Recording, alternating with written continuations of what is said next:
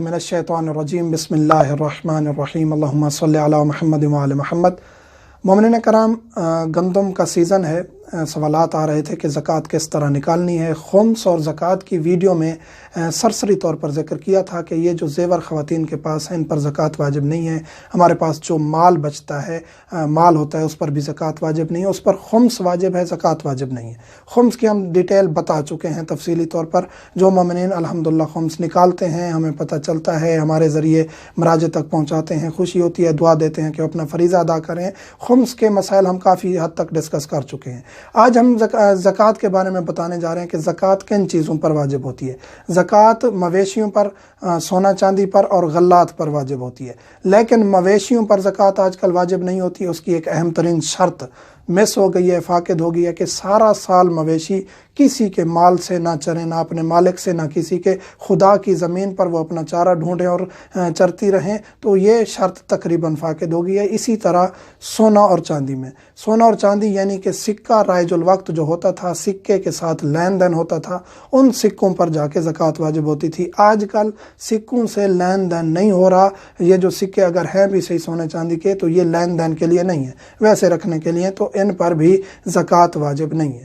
باقی بچ جاتے ہیں غلات۔ غلات چار ہیں: گندم، جو، کھجور اور کشمش۔ یہ جب خشک ہو جائیں، کھجور تازہ ہے یا انگور ہے، اس پر بھی زکوٰۃ واجب نہیں ہے۔ جب یہ خشک ہو جائیں، کشمش یا خشک کھجور بن جائیں، جس طرح چھوارا وغیرہ یا جو بھی نام لیا جاتا ہے، خشک کھجور کی مختلف قسمیں ہیں، تو اس پر جا کے اگر وہ ایک مقدار ہے اس تک پہنچتے ہیں تب جا کے خمس واجب ہوتا ہے۔ یہ ہم تفصیلات ذکر کرنے جا رہے ہیں۔ زکوٰۃ اونٹ، گائے، بکری، سونا چاندی پر واجب تھی، اب جو ہے غلات اربع پر ممکن ہے۔ یہ شرائط کیونکہ فاقد ہوتی نظر آ رہی ہیں اور مشکل ہے کہ کہیں یہ موجود ہوں۔ غلات اربع ہیں: گندم، جو، کھجور، کشمش۔ اگر یہ 847 کلو بن جاتی ہے مقدار گندم کی، جو کی، یہ جو ہے نا صاف ہونے کے بعد، گندم بھی، جو بھی، یا خشک ہونے کے بعد کشمش اور کھجور 847 کلو یعنی 21 من 7 کلو تقریباً اگر بن جاتے ہیں تو اس پر زکوٰۃ واجب ہے۔ یہ مقدار وہ ہے کہ جس کے بعد آپ کے پاس جتنا بھی مقدار ہوگی سب کا آپ نے پرسنٹیج کے مطابق زکوٰۃ نکالنی ہے۔ مفت پانی سے اگر آپ نے سیراب کیا ہے زمین کو تو آپ نے 10% زکوٰۃ نکالنی ہے۔ اگر آپ نے اپنے پانی سے، پیسوں کے پانی سے سیراب کیا ہے تو آپ نے 5% زکوٰۃ نکالنی ہے۔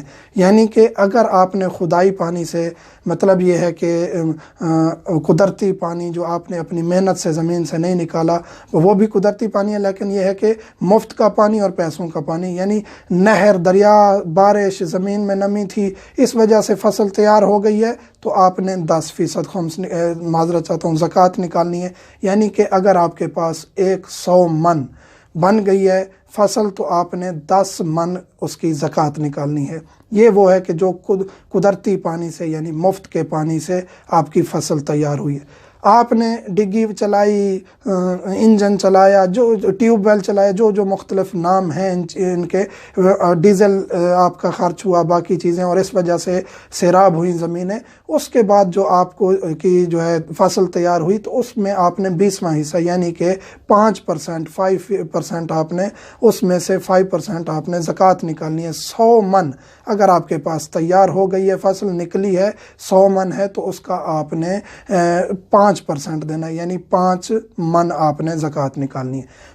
5% اس کے لیے ہے جو اپنے پیسوں سے سیراب کرتا ہے، 10% اس کے لیے ہے جو قدرتی پانی سے اور مفت کے پانی سے سیراب کرتا ہے۔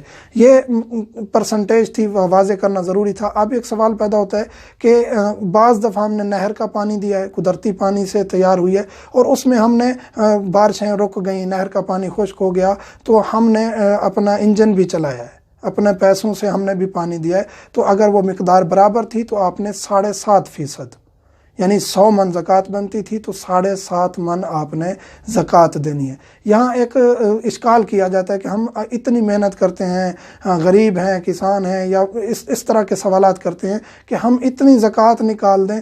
تو یہ ایک چیز ذہن میں ہونی چاہیے کہ جب ہمارے 12ویں امام تشریف لائیں گے، سرکار حجت، سرکار قائم اجل اللہ تعالیٰ فرج و شریف، تو اس وقت صدقہ خیرات لینے والا کوئی نہیں ہوگا۔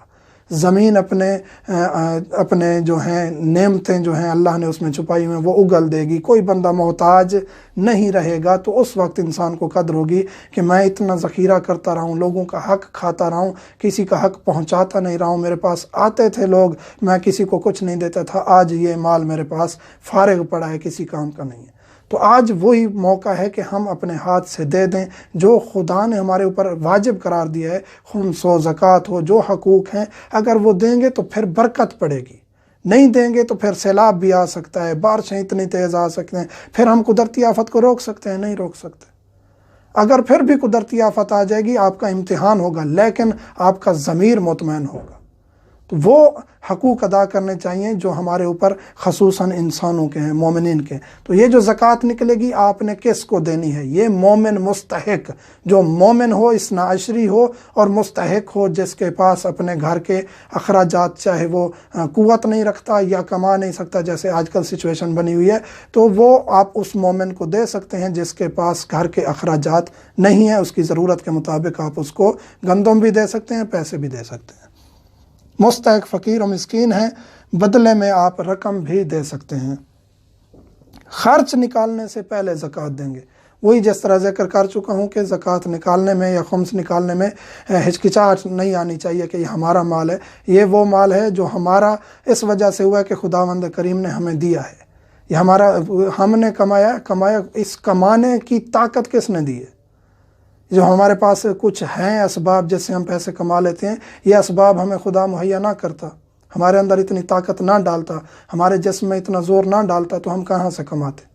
تو وہ اس خدا نے جو دیا ہے، تو اس کی خاطر اگر خرچ کریں گے، ہزاروں سینکڑوں روایات احادیث موجود ہیں، تو پھر اس مال میں بے تحاشا برکت پھیلتی ہے۔ تو آپ اخراجات نکالنے سے بھی پہلے آپ نے زکوٰۃ نکالنی ہے۔ جو ہی آپ کی گندم تیار ہوئی، کٹ گئی، صاف ستھری ہو گئی، آپ پہلے زکوٰۃ نکالیں، اور اس زکوٰۃ نکالنے کے بعد آپ گھر کے لیے رکھیں، مستاجری ادا کریں، جو کرنا چاہتے ہیں کریں۔ یہ تھے زکوٰۃ کے احکامات۔ جو اگر کوئی چیز مس ہو گئی ہے تو مومنین کمنٹس کر کے سوال پوچھ سکتے ہیں۔ دعا گو ہوں اور آپ سے بھی ملتمس ہوں، مجھے، میرے بچوں کو اور والدین کو دعا میں یاد رکھا کریں۔